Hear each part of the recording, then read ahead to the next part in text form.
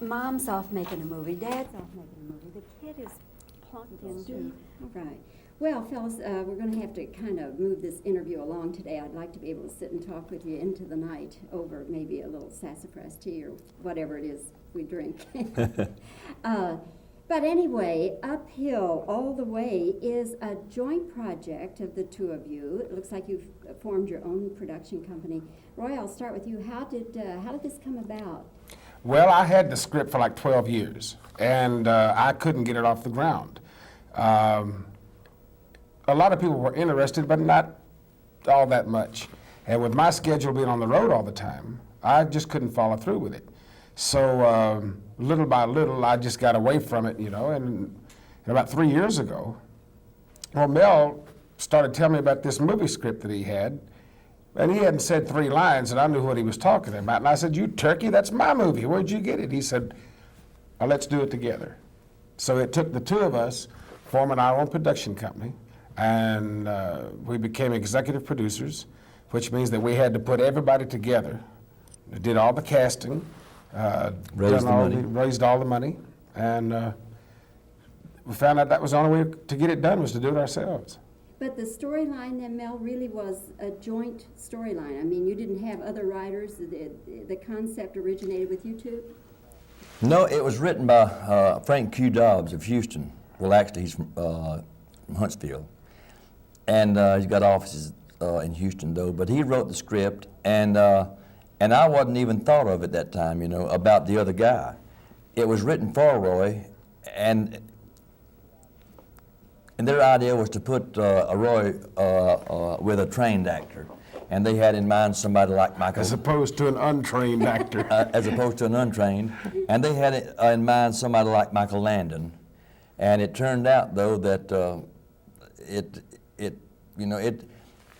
and in the beginning, it was Bean and Bonner.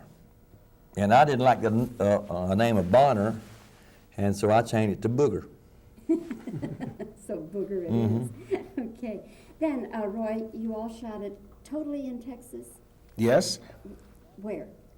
We did the last of the movie first, and did that in Palestine. We used the Texas Historical Railroad. And because the movie is based in 1916, so it was a period piece.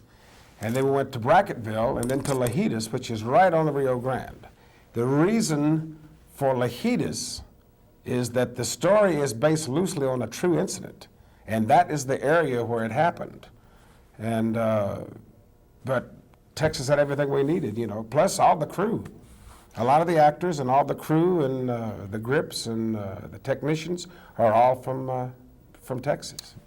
The first, the opening of the movie, there is a little, we filmed that in California. The opening of the movie, the long train, and Roy and I are singing, "Is we going somewhere or is we ain't?" And the credits all come up.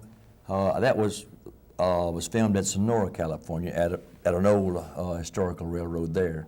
It's a movie town type thing. And then when they threw us off the train, when you seen us in the air, and then when we landed, that was in Texas, in Brackettville. So we was tossed from California to Texas. We were tossed, yeah. Hooray for movies. Mm-hmm. Right. How did you get Burt Reynolds into this? Just ask him. He's a friend of mine, and we're from the same area of Florida, from Palm Beach County. And I've known his family, you know, for a long time. His dad was a sheriff down there. And I didn't meet him until later, but after I had met Burt, he put me in a lot of his movies, you know, cameos. And I said, well, when I ever get a movie that I have some authority in, I'm going to ask him. And I asked him, and he did. He came, and he said, well, I hate cameos, Mel. He said, I'm going to rewrite this. And he did, and he put himself in there about 5 minutes, and he didn't charge us a dime. Nice. Isn't that great? That's a good friend. I know it. That is a good friend. Let's go in on Roy now, and let me ask Roy a question. You ready? Okay. Roy, I don't know how much of a horseman you've been in your lifetime. How did you get along with the movie horses? Well, I'll tell you in one sentence how good of a horseman I am. I have been hurt bad twice in my life, broken bones. Both times was on a horse. And so, I don't know, riding a McClellan saddle, which is not built for the greatest comfort in the world anyway, plus about 40 pounds of Army gear on a horse. And I'm running mine. Yeah, and Mel kept saying that my horse got a sagging more as the movie went on. And I said it was the horse's fault coming in. How did I get along with the horses? Just barely enough to get through the movie. I kept, let's get over on Mel now. I kept looking at that movie and laughing, and part of my laughter was in trying to envision what a whale of a time you guys must have been having, and that the funniest things probably never got on film, or at least never got on the screen. Oh, we've got a lot of stuff that behind the scenes that were awfully funny. I can't tell you any of them. I don't think, can I wouldn't if I was you, Booger. Okay. But a lot of funny things happened that like you say, wasn't on the screen. But on the screen, we had such a great time, you know. And not being actors or trained thespians, Roy and I loved every minute of it, you know. And we may take something 15 times, and you never heard us complain because we was enjoying ourselves, just having a good time. I think it comes off, too, on the film.